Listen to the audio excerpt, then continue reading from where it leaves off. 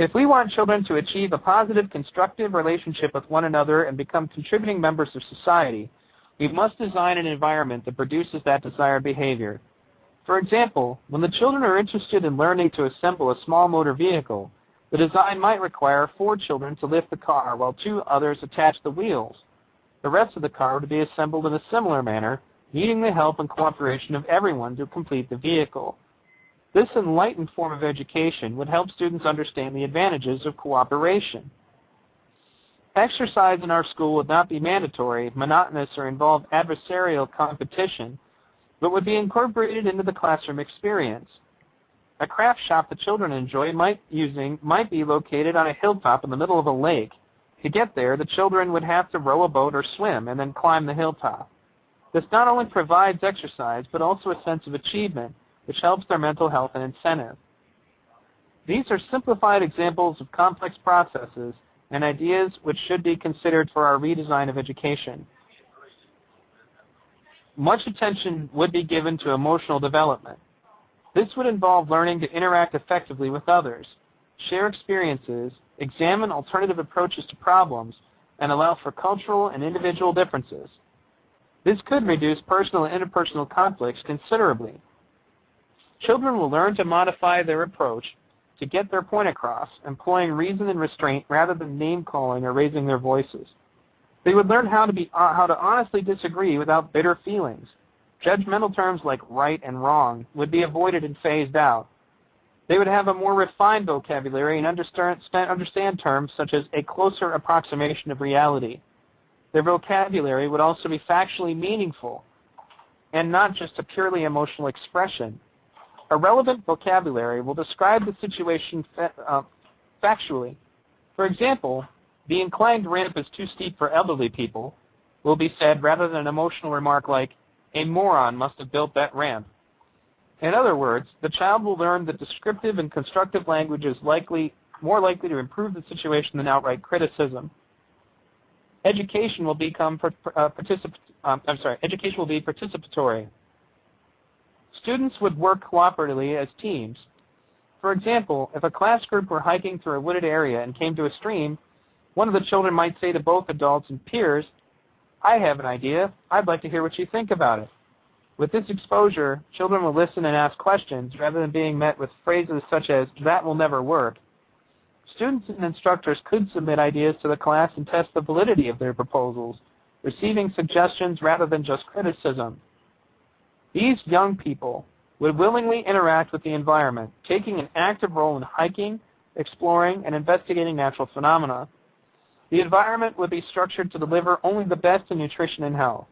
Most importantly, when confronted with an unfamiliar question or situation, not only would they know where to look for appropriate information, they would know the appropriate questions to ask and how to ask them. Most children in our culture do not learn to describe physical processes adequately because they do not have a vocabulary equal to their physical abilities. They are not encouraged to formulate such descriptions in their daily lives. Therefore, they do not develop an appropriate descriptive language. There is an old truism that says, once one can correctly state the problem, a solution is not far off. When children grow up having a physical reference for the words they use, that will provide them with a more realistic understanding of the world and their relationship to it. Utilizing these methods, a child will gain skill in problem solving that may be utilized in different situations in the future. Rather than acting from an emotional or uninformed standpoint, they would ask, what is the nature of the situation? Or, what do we have here? This unique education will help children become creative and participatory members of society. Children would learn that it takes many experiments and a great deal of effort to solve problems. Through this process, they realize that although they may fail initially to achieve what they set out to do, this is an acceptable part of human experience. They would learn that in medical research and other fields, it sometimes takes thousands of unsuccessful experiments before arriving at a solution. Even experiments that fail often function as essential steps in the process of achieving a goal. Sometimes other discoveries emerge along the way. Children would learn not to get discouraged with failures and that they are an inherent part of all research and development. Few of our school books detail the long, tedious work required to invent an object like the light bulb. No single individual manages one great leap in technology or science without first taking several strides. Each invention is a result of a series of progressive refinements, one upon another. Every success results from the failures and successes that have preceded it. Unfortunately, all too often, our romantic notions and egos obscure this understanding.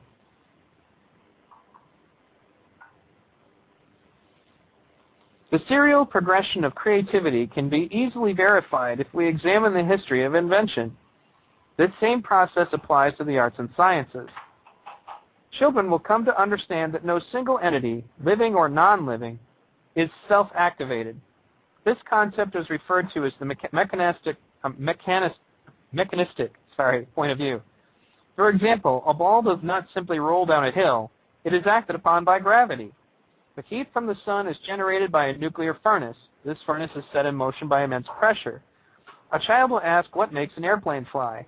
As though there were a simple answer. They ask, is it the propeller? No, it requires an engine to turn a propeller. They reply, is it the engine? No, the engine requires fuel. They say, oh, is it the fuel? In other words, there are many interacting principles at work, involving both aerodynamics and physics. All things are acted upon by resonant forces, from a single cell to the cosmos in its entirety, and, as noted previously, even human behavior. Children will learn that the assumption of a beginning or an end is a fictitious assumption. This concept is a carryover from earlier civilizations' attempts to account for the nature of events in the physical world with very limited information. Our redesigned education would be free from the influence of moribund institutions, corporate or self-interests, or any indoctrination of a political, national, or religious nature. Similarly, the educational system would be a continuously seamless process, with a degree of each individual's curiosity enabling them to progress to the next level without grading. Such an education would not only emphasize science and human behavior, it would also provide students with the necessary and changing professions required to maintain social and individual growth and stability in a resource-based economy. This education would enable students to engage constructively with all members of society and also have the ability to engage in international communication. Some examples of future professions are mathematics, nanotechnology, nuclear engineering, nuclear chemistry, automation, cybernetics, systems engineering, systems analysis, remote control technology, 3D virtual photocopying, design of plug-in components, computer-aided design and engineering, micro-machine electronic and mechanical systems, motion control, photochemical machining, ocean sciences, automated data acquisition systems, mariculture technology, simulation technology, life sciences, ecology, sociology, behavioral sciences, advanced plasma technology, industrial design, prefabrication technology, medical and bioengineering, nutrition and health, soil enhancement systems, recycling of waste products, space science, terraforming technology, behavioral sciences, the ability to read many things over and over again. Sorry, I have that straight now. And others for which we have no name or knowledge today. Other professions will disappear in a non-monetary resource-based economy. Banking, law, sales, advertising, investment brokering, real estate management, and others concerned primarily with the use of money, property, and debt. As the student progresses from the formative stage of development to the application phase, universities and colleges of the future would guide students to achieve skills relevant to an emergent society and also encourage them to experiment in ways that would solve the social problems that remain. In the lifelong process of education, all age levels could live in cities that could be designed and operated as university cities. Universities today are designed to provide the most advanced opportunities to facilitate education in the arts, science, music, etc.